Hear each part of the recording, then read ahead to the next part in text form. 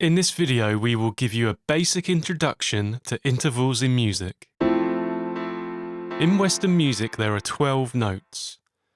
When we move from one note to the next note, we call this a semitone or half step.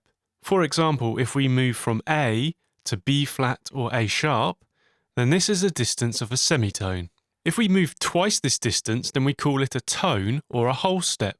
If we start at A again, but this time move to B, then this is a distance of a tone.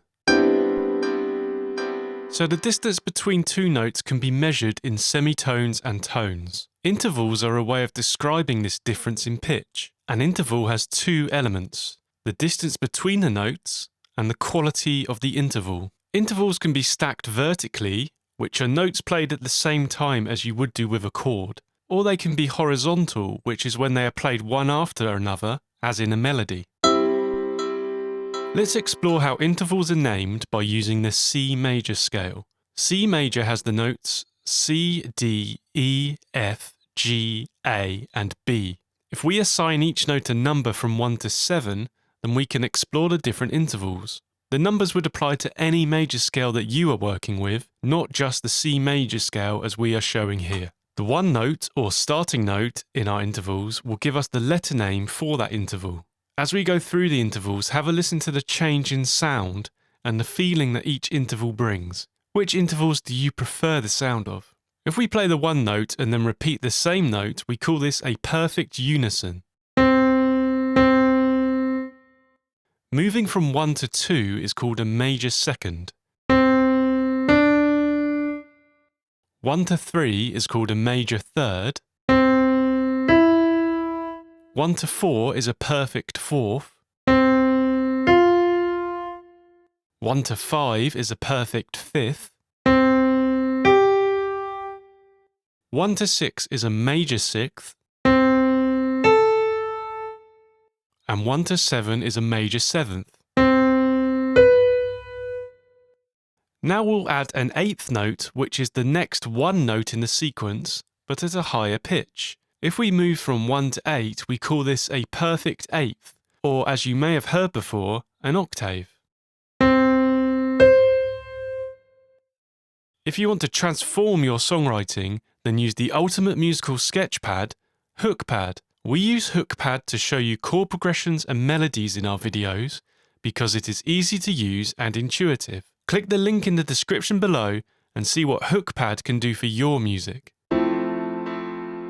So far we've explored the intervals between the 7 notes of the major scale, but if you recall from the beginning of the video, we had a total of 12 notes. We can use the intervals we know so far to learn about the remaining intervals. If we take any of the major intervals and drop the second note by a semitone or half a step, then it becomes a minor interval. So 1 to flat 2 is a minor second. 1 to flat 3 is a minor third. 1 to flat 6 is a minor sixth. And 1 to flat 7 is a minor seventh.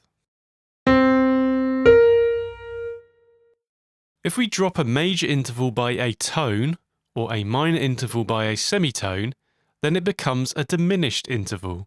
By raising a major interval by a semitone, it becomes an augmented interval. You can also raise a perfect interval by a semitone and create an augmented interval.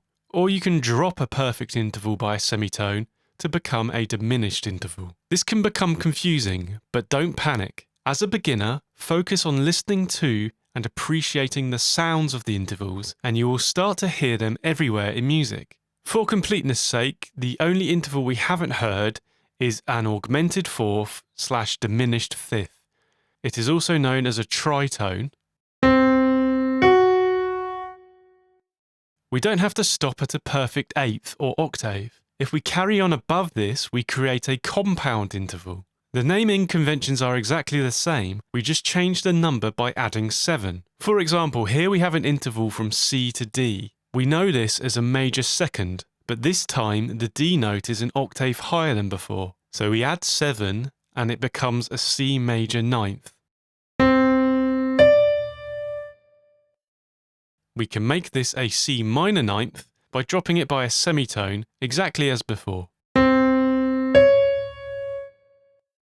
Compound intervals can go all the way up to a perfect 15th, which is 2 octaves above the first note. So we've learnt all about intervals, but how can we use them in our melodies? The main thing to note is which intervals you like the sound of. Then when you are writing your melodies, you can focus your melodies around these intervals. You may be doing this already by ear and not even thinking about it. This is absolutely fine and how most songwriters work. You can emphasize your preferred interval by starting and/or ending the melody on the interval. You can also use longer note lengths for the interval in question to make it stand out from the rest of the melody. For example, here is a melody that is built around the major third interval.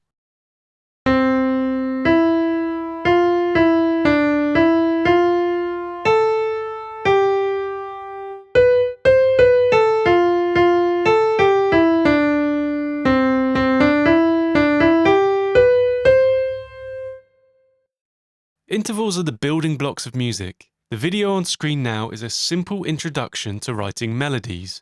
Using your new interval knowledge will help you to sculpt tunes that create a pleasing sound to your ear.